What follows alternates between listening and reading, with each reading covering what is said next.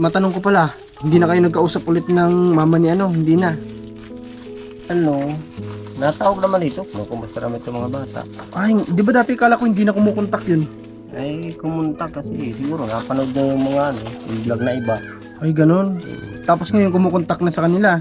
At least yung mga bata nakakausap, ano, kahit yung mga bata na lang, ano. Yun kasi tay, kaya hindi kami dito na nakakabalik ng halos isang buwan. Kasi nga po na nag-usap naman kami ng sponsor po ninyo na nasabi naman niya na magandang hapon sa lahat ng viewers natin sa ating Facebook page, sa ating YouTube channel. Muli nagpapasalamat ako sa patuloy niyong panonood sa amin. Dahil paulit-ulit po namin sinasabi, kung di po dahil sa inyo, marahil wala po kami dito. At ngayon, bibisitahin natin si Rachel. Siya po yung bata na gulay vendor dati na nakita natin sa kalsada. At para malaman nyo rin kung bakit hindi na tayo bumabalik dito sa kanila. Pero bago ang lahat, kakamustahin muna natin sila syempre. Kasama ko si Transvlog tapos si Commander ni Marcos nandiyan sa likod. Akit tayo dito.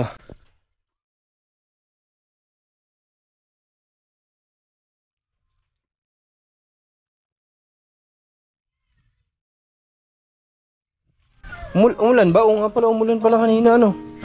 Kaya pala maputik na naman dito kala Rachel. Oh, taas. Malapit na tayo kala Rachel. Nung isang araw, akala ko dire-diretso na yung pag-init. Pero ito, umuulan-ulan pa rin pala.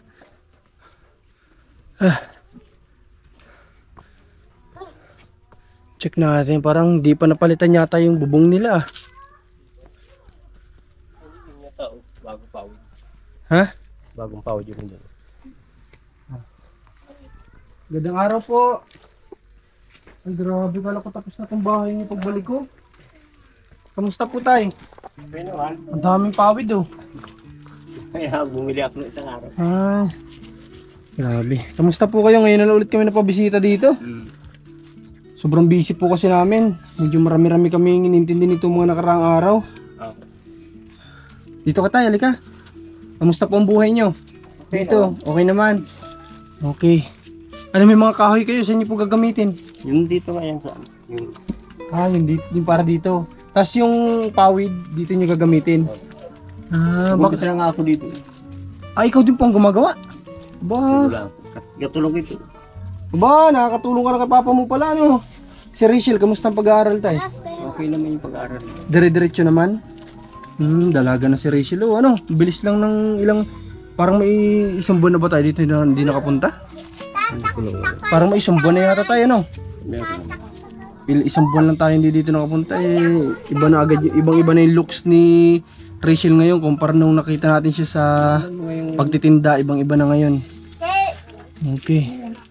Kumusta tayo nagbi-business ka pa ba? Ano bang pinagkabalahan mo na ngayon? Medyo hinto muna ako kasi dun nga sa pag-usapan namin yan. Hinto muna kasi wala nga akong sasakyan. Sabi ko na nga service ng bahay. Okay.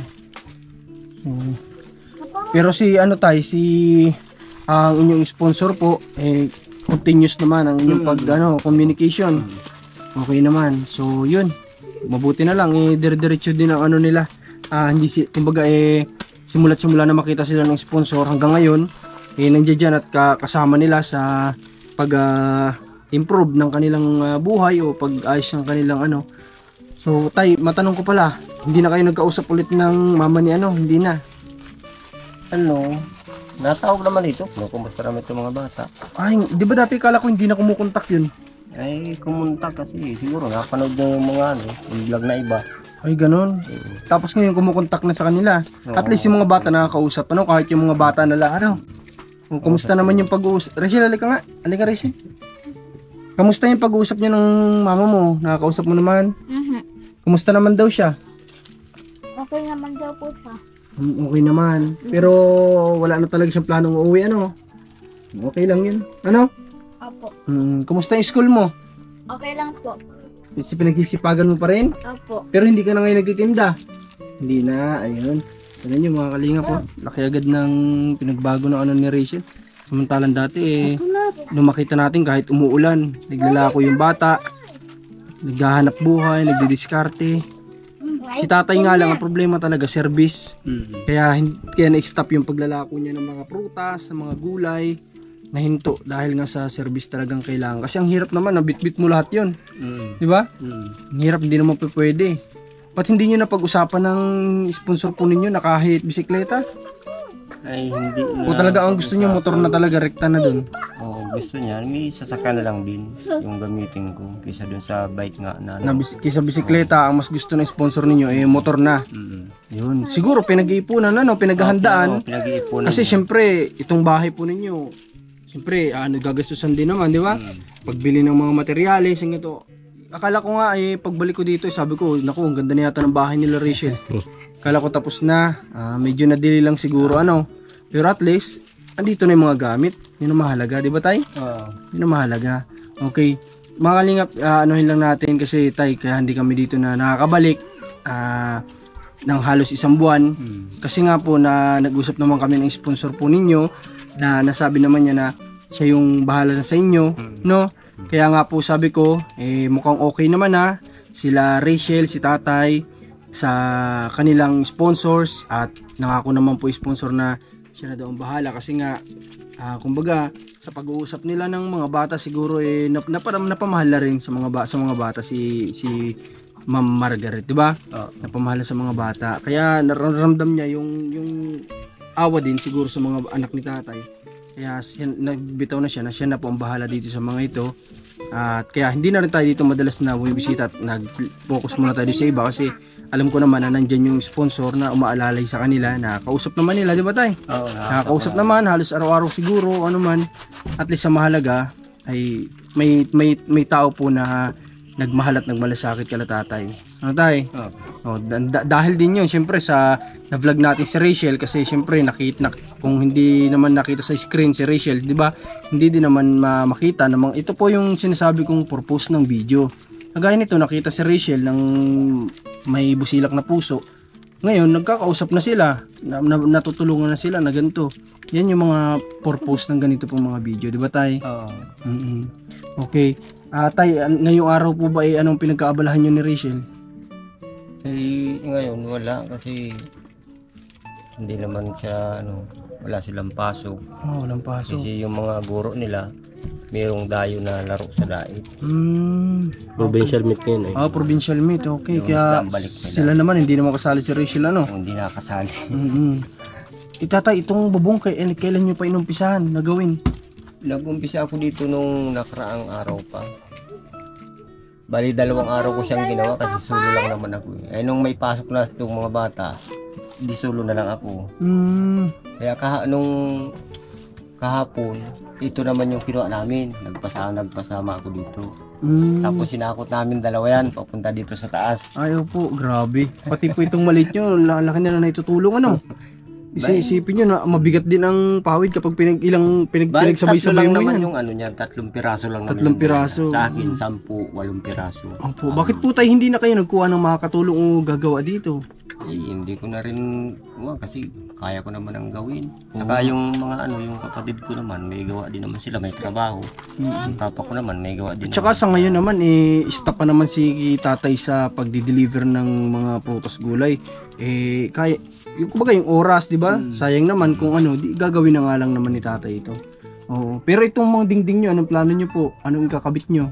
Hardiplex na lang. Hardiplex na ang kakabitin nyo dito. Maganda po yun kasi yun din naman yung napag-usapan nga namin nung last time. Hardiplex talaga yung gusto niya. At sabi nga niya, tingnan ko yung kung anong maganda dito sa bahay ninyo. Sabi ko nga, hardiplex talaga maganda.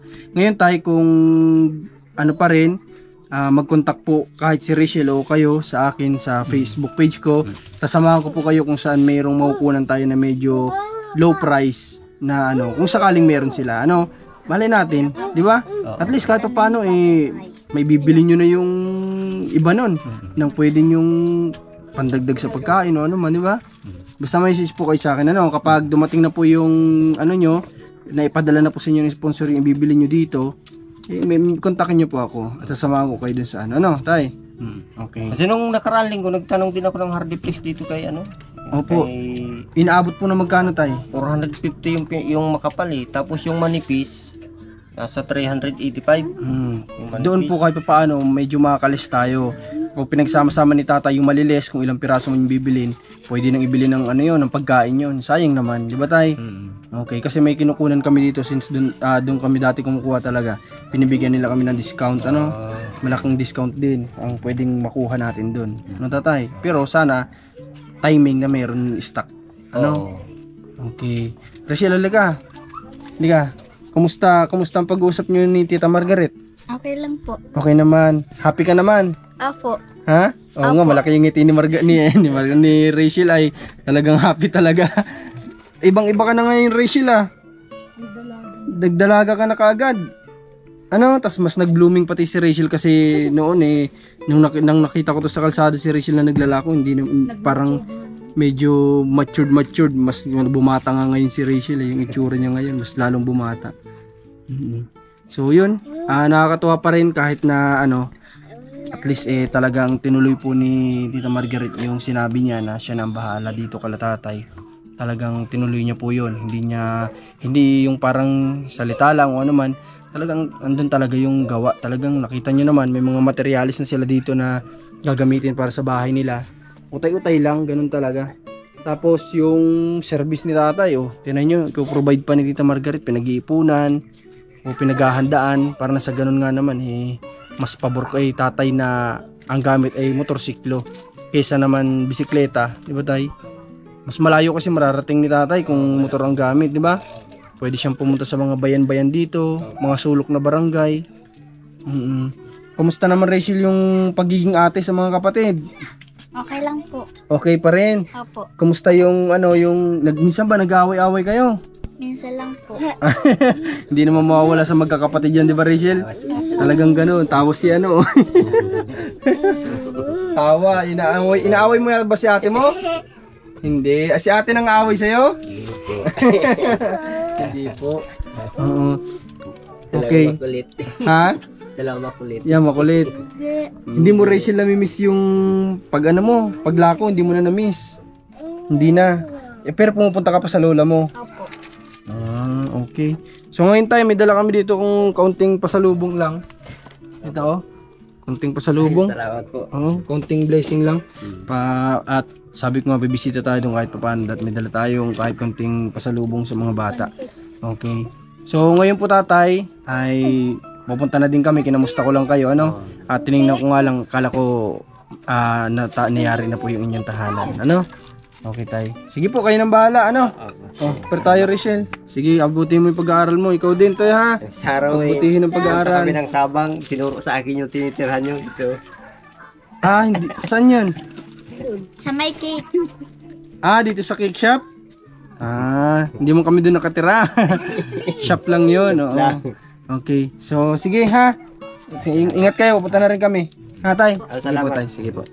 So, ngayon mga kalingap, nakamusta natin sila Rachel. At yan, nalaman nyo yung reason kung bakit na-focus tayo dun sa iba natin mga tutulungan. Kasi yun nga, sa tingin naman namin, okay naman na sila. At least, sa pamamagitan ng video natin, nakahanap po sila ng tao din na magmamahal dito sa mga bata, na handa silang gabayan, suportahan, pag-aralin. At sabi ko nga, nasa ibang bansa yun si Ma'am Margaret, malay natin dumating yung araw makuha niya pa itong mga bata, di ba? Tapos doon makapagtrabaho, once tapos na sa pag-aaral. Napakaganda po nun, napakalaking mababago sa buhay nila nun, dahil sa vlog po natin. Kaya ayun, sana marami pang pagkakataon ang mga kababayan natin makita natin sitwasyon, at yung mga kababayan natin nasa abroad na may kakayanan na ganito ang may kakayanang tumulong kagaya ng ganito, marami pang matulungan na tao. At syempre tayo dito lang naman, handa rin tumulong sa abot ng mga kaya sa munting blessing na natatanggap natin mula sa ating mga platform kagaya ng Facebook at YouTube. Hindi man kalakihan pero katupano makakatulong po ito. Kaya sana palagi kayo nandyan. So ngayon palabas muna kami dito. Sobrang na naman, init na naman ngayon. Ang rasa naman sabi mo sa sa pagbisita natin. In-expect mo din, akala mo tapos na? Kala ko okay na kasi nung una baga na-estimate na yung mga materyales. Kala ko naipa-deliver na rin agad. At sabi ko sila nang bibili ng mga materyales. Binigay naman natin yung estimate ng materyales. Kaya yun, expect ko okay na yung nila. Siguro, siyempre kasi mag-isa lang si Tita Margaret, di ba? siguro ano din, may mga bagay pa na inuuna, pero at least sabi ko nga kanina, nandiyan na yung mga materials na gagamitin sa bahay nila, at tutulungan na lang natin sila tatay na kung para maka-discount din, kasi napakalaking halaga po niyang maka-discount kasi isang bagay. Si Commander ang expert dyan sa mga discount na yan. Anong masasabi mo, Commander, sa mga usapang discount? Barat pa talaga ako, Ilocana po ay. Hindi, tsaka kailangan mo din naman talaga minsan, ano? Nagagalit nga yun sa akin minsan si Commander, kasi ako, yung tao na kung ano yan, siya na yan. Wala nang bang usap-usap, basta yun ang sinabi mo, yun na yun. Pero yun nga, since kailangan din talaga sa buhay, marunong tayong tumawad, pero hindi naman yung halos wala nang kikitain yung nagbebenta, di ba? Kasi wawa naman. Kumbaga kung alam natin yung kalakaran sa mga ganyang bagay, ganto talaga yung ano niyan, pwede tayong maghingi ng konting discount. Why not, di ba? So ito, dito yung service natin. Labas na tayo. Sobrang init na naman. Kanina umuulan-ulan na. May mga time pa nga na si Commander minsan tumatawa, tapos sinasabi ko wag nang tumawad na ganyan, tapos nagagalit sa akin kasi kinukontra ko daw ganun. Pero kailangan din talaga sa buhay yun, kasi hindi naman lagi sayang din yung madi-discount, di ba? Pwede nating ilan sa ibang bagay. Sakay na tayo, init. Dito na tayo ngayon sa sasakyan, at pupunta kami ngayon sa tinatawag dito Baywalk yata, yung Baywalk. Kung ka-practice daw si Commander mag-drive. Kasi plano ni Commander mag-bus driver, mag-change ng career. Kasi Hirap na. parang nabanggit yata 1,000 yata isang biyahe dyan. So susubukan, mas malaki-laki. Tsaka sariling kita, no? Sariling kita. So susubukan ni Commander matuto mag-drive. Kanino ka baga na-inspired mag-aral? Ba't napaisip ka mag-aral? Dati pa naman na gusto kong mag-drive. Kasi nga lang naunahan ako sa nervous. Ngayon, di ako nagkape ngayon. Oo, kasi pag magpa-practice siya laging ang reason ay kulang sa tulog. Pero ngayon, kompleto sa tulog yan. May lakas ng loob yan, susubukan natin. Akin na. Iragaw agad Apurado. Buti na nga lang uminit. Akala ko pa naman dire-diretso na yung panahon na ganun, na mainit, kasi sabi ng iba pinatatapos lang daw ng Bicol, nitong Bicol ang piyesta ng Candelaria tsaka Paracali yata yun. Pero matanda na siguro yata talaga ang panahon. Siguro noon siguro, no, once na natapos yung piyesta na yun, talagang puro init na yun. Pero ngayon talagang sumusulpot pa rin ng ulan, kaya ibig sabihin matanda na yung panahon talaga. Na kung baga sa tao nagiging ulianin na, di ba? Hindi na niya alam kung kailan talaga yung tamang pag-init, yung tamang pag-ulan. Matanda ka na.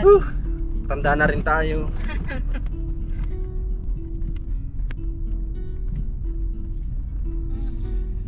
Kapalongga. Itong Kapalongga, napakaliit na napakaliit na bayan, sobra. Little town talaga. Napakaliit na town lang itong Kapalongga. Kaya napakaliit pero napakadaming taong naghihirap. Yun yung masakit. Ang liit-liit ng lugar pero ang daming taong naghihirap, di ba? Sa mga part ng Manila, maunawaan natin yan kasi talagang napakalaking napakalaking lugar. Lungsod nga yan. Lungsod sa Pilipinas, napakahirap ng buhay, lahat kailangan bilhin. Hindi ka guys sa Bicol, marunong ka magtanim, masipag ka mag-alaga ng hayop-hayop dyan, pwede ka na mabuhay. Pero dito ang dami pa rin talagang naghihirap, di ko alam kung bakit. Siguro unang-una mga taong kulang sa edukasyon. Pangalawa, kulang sa oportunidad dito, walang opportunity dito. Pangatlo, yung iba mas ginugusto na nasa bahay lang, kahit na pwedeng gumawa ng ibang paraan na pagkakakitaan, pagtatanim o ano man. Alright, nandito na kami. Ito yung Baywalk. So siguro hanggang dito na lang yung vlog namin ngayong araw. Continuous lang natin yung pagbisita natin kala Rachel. At mag-practice muna si Commander, turuan natin. Try natin kung kaya. Pakabahin ko muna kayo. O akong kakaba. Alright, so hanggang dito na lang. Maraming salamat ulit sa lahat ng sumusuporta, sa lahat na nagsishare pa rin sa mga vlogs natin. Maraming salamat at God bless, shoutout sa lahat ng nag-sponsors. God bless po.